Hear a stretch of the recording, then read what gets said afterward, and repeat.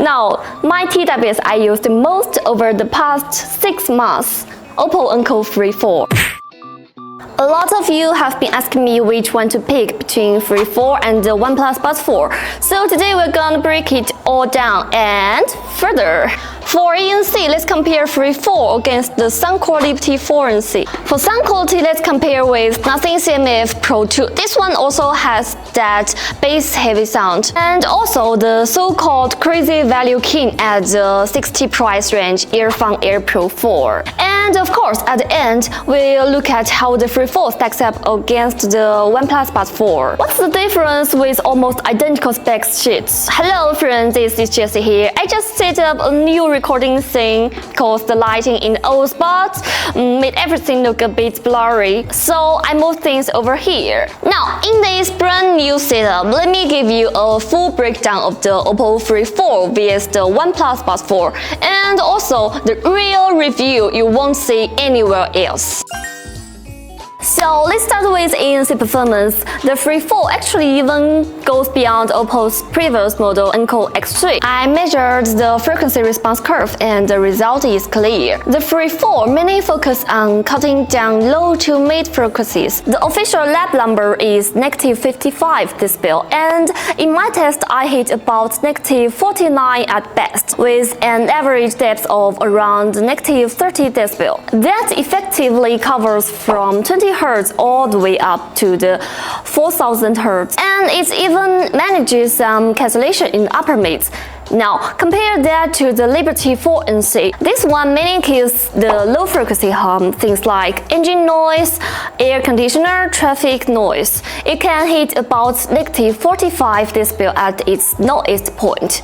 So, technically it's very close, but on average it's only about -25 decibel. So how does this actually feel in real use? The 4NC handles low frequencies like engine noise, wind, air conditioner, or traffic sound really well. It can cancel up to 98% and you barely hear any bass hiss. On the plane or bus, you can barely hear the rumble and there's practically no hits. But the mix process is not great. People's voices, keyboards, car horns, they all still get through. Sometimes the chip even creates a weird echo effect when someone is speaking right in front of you. The biggest drawback though is the ear pressure. That vacuum feeling is pretty strong and for some people it can cause dizziness.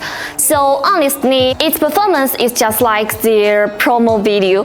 You're on the train, but instead of feeling like you move to a right speed alone, it's more like you fly too with a bunch of people harvesting crops around you. The 3-4 is a different story. It also does a solid job with the low frequencies. But actually you will notice a little bit of bass hiss. I think it's white noise-like, but the pressure in your ears is much lighter, so it feels more comfortable overall. Where it really stands out is in the mids. The noise around my life mainly includes keyboards, air conditioner, people talking, and my cat's meow. All that gets reduced pretty effectively. Clicks lose that kind of sharp, crispy edge and turn into a dull thud. Voices drop down a lot in volume, males in particular. Female voices, cat mews, and sudden sounds like a glass cup filling still break through sometimes because the algorithm isn't perfect. That's why the 3-4 is always chasing the AirPods Pro 2, but it never catches up. A funny example, just a few days ago, my neighbor was arguing with his girlfriend, and the moment I popped this in, it felt like I was in another world, totally removed from their stuff. So if you're often at construction site, out on the street, or traveling on planes or trains, and you just want to block out that constant roar so you can sleep, then the Liberty 4NC will do a better job. But if you spend most of your time in offices, shopping malls, or you just want your own little bubble, like when you are getting a haircut, you don't have to deal with sales pitches, then the 3-4 is definitely the better choice. Alright, let's talk about its sound quality. Quick conclusion up front. If you are a bass head, this thing is absolutely satisfying. But honestly, it's better suited for music with strong atmosphere and simple arrangements. Think hip-hop or indie pop. Here is a look at the 3 preset tunings on the Free 4. In the stock original ultimate sound mode, you can see the bass is boosted by about 24 decibel. Normally, when I see that, I'd say the tuning is ruined, way too much low end. But here's the catch. Between 2K and 3K, the peak comes in pretty early, so vocals are pulled forward a bit and separated from the bass. That actually takes some pressure off. The highs don't get much boost, which helps avoid instrument clashing. But the extreme high has no gains at all, so instrument extension feels weak. You're kind disappointed, right? So why do I still say I like it?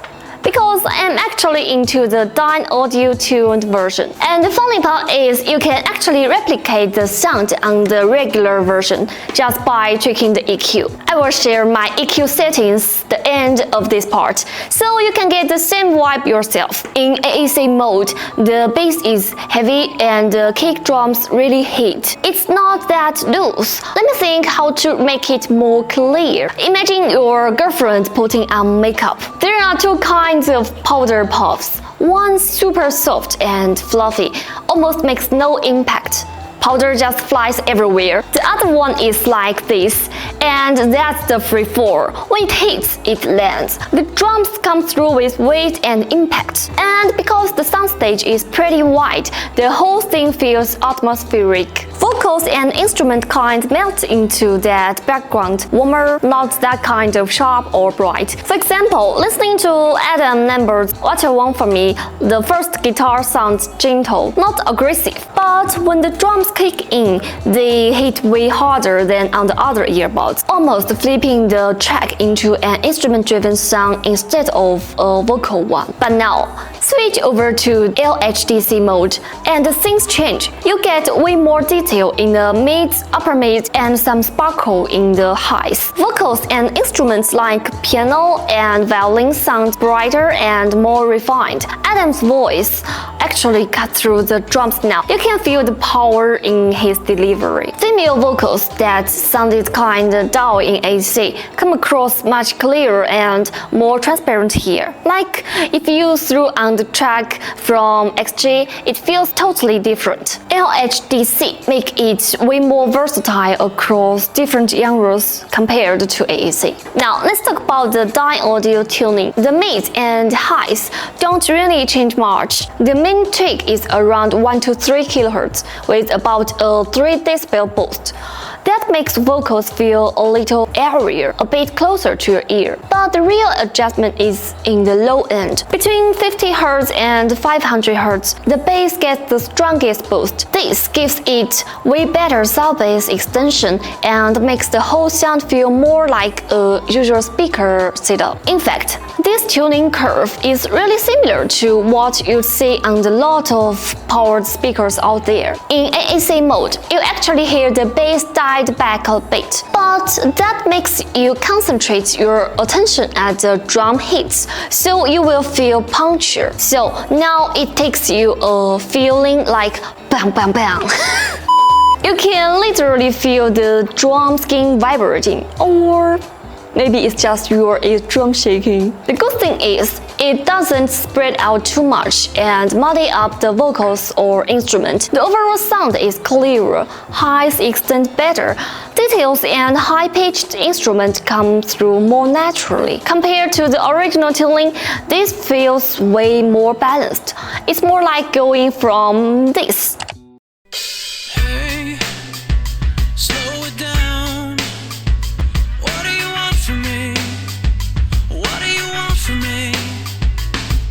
To this. Hey, slow it down. What do you want from me? What do you want from me? You get what I mean. So what happens if I switch to LHDC mode? You'd think it gets even better, right? Well, I'd actually say no. And this is what people always argue. Is clearer always better? LHDC basically restores those frequencies above 16,000 that AAC chops off. On the free-fall, that means you suddenly hear a lot more highs from instruments. You will catch the triangle, the shimmer of cymbal, but at the same time, there's way more sibilance. And when you've already get that heavy atmospheric low end, those piercing highs just don't blend well. The sibilant sound pops out too much, and that kills the immersion for me. I usually switch back to AAC on purpose, just to avoid that issue. So here's the takeaway. If your phone supports LHDC, just grab the regular free-fall and dial in this Dynaudio EQ. That's more than enough to give you a great listening experience. Of course, everyone's ears are different, so tweak the EQ to your own taste. But if you're on a device that doesn't support LHDC like iPhones or Huawei, then the Dynaudio version of the free-fall is gonna be the better fit for you. If sound quality matters to you, let's stack the free-fall against the bass-cranked Pro 2. And hey, before you ask why not Pro 2 Plus, go rewatch my last video, that's your punishment. Here's the thing, the free-fall bass is very punchy but still really well balanced. It hits hard, but it doesn't overwhelm everything else. Compared to the Pro 2, they are actually pretty close in style. But bass of Pro 2 doesn't spread out widely. It's like it punches you in the face, but doesn't comfort you afterwards. After maybe about 2 hours, it just gets tired. At that point, even the pure water-like sound of the AirPods Pro 2 feels refreshing. So, between these two, I'd say the free-fall gives you the more pleasant bass experience. Alright, now let's put it up against the so-called budget king, the Earphone Air Pro 4. I made a comparison table for you here, looking at ANC and call quality, the everyday stuff. These two take pretty different approaches. The Pro 4 mainly relies on passive noise isolation plus some wind noise reduction. In daily use, it does a solid job killing the sound of airflow from the air conditioner, but you'll still hear the hum of the unit behind it. On the other hand, the Free 4 can wipe out about 90% of that kind of consistent low-frequency noise, while it struggles more with fast, irregular changes, but that's just a different design idea. As for sound, the Pro 4 plays it very neutral. The bass has decent punch, but limited to the unit, the soundstage is relatively small compared to Free 4, so the atmosphere isn't really there. What you hear is just the hit itself without that sense of extension. Vocals sit dead center, not particularly close to your ear, so it doesn't give you that live feeling. The treble are bright and detailed, but overall the tuning is neutral cold. To me, it feels like I'm listening to music instead of listening to plain music. But it's just to me, plenty of people do prefer this kind of reference style tuning. Bottom line, if you're shopping around $16 and you want strong ANC, stable calls, and don't mind or even like rich bass, then the Free 4 is a great pick. But if you want a cleaner, more neutral sound, satisfying battery life, wider codec support, or something that handles heavy wind noise for like biking or running, then the Pro 4 will probably suit you better. Now, let's finally talk about these twins, the Free 4 and the OnePlus Buds 4. From what I know, Free 4 drops in April, Buds 2 in May. Same mom, different birthdays, you can decide who is the big brother. On paper, they look nearly identical, same dual driver setup and very similar specs. The big difference is in the diaphragm materials. And funny, the more expensive Buds 4 actually has worse battery life. Alright, sound-wise, both of these earbuds use dual-deck drivers, which means they can really focus on lows and highs separately. It allows the tuning more precision. But here's the catch. If the crossover between frequency ranges isn't handled well, you can end up with harsh treble or muddy bass. And that's exactly why I wasn't the one with the Buds 4 stock sound. The Buds 4 use an 11mm ceramic diaphragm woofer and a 6mm planar diaphragm tweeter. That combo naturally brings a bit of metallic character. It leans cold and it doesn't have a ton of elasticity. So when you listen to the kick drum, it doesn't feel very rubbed in. The bright, high-resolution treble really jumps out, and that sibilance can be pretty obvious. The Free 4, on the other hand, uses a composite diaphragm, which avoids all of that. Even small takes make a noticeable difference in sound, and that's why I really value how well its bass blends with the rest of the track. It just feels cohesive and natural. If you watched my first video or are following the OnePlus Buds 4 these days,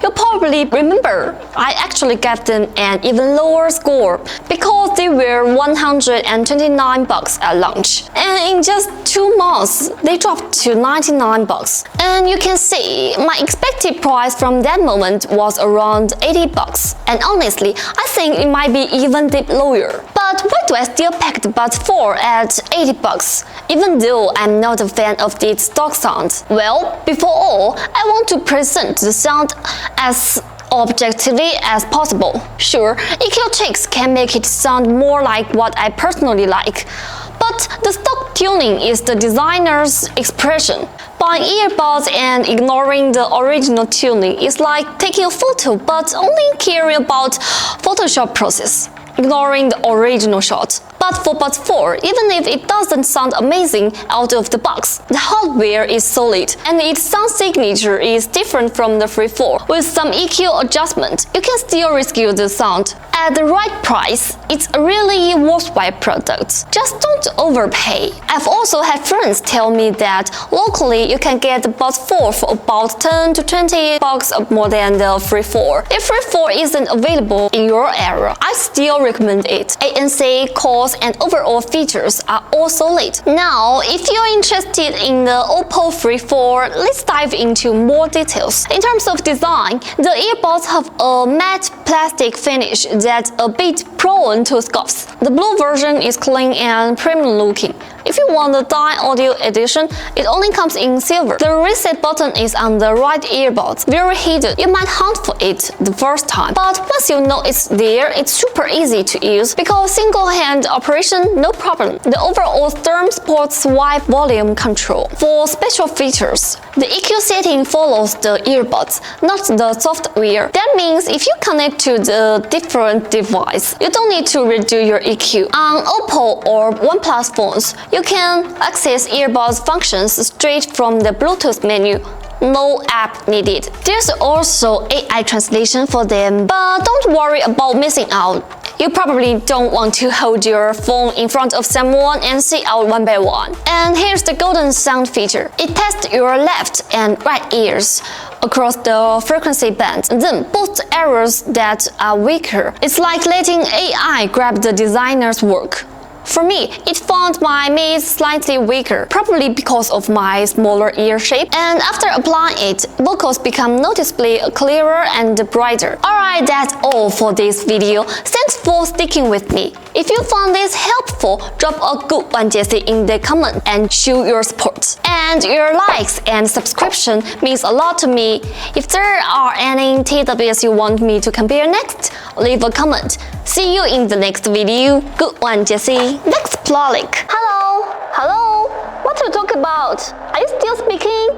God for sake, you're talking in the water?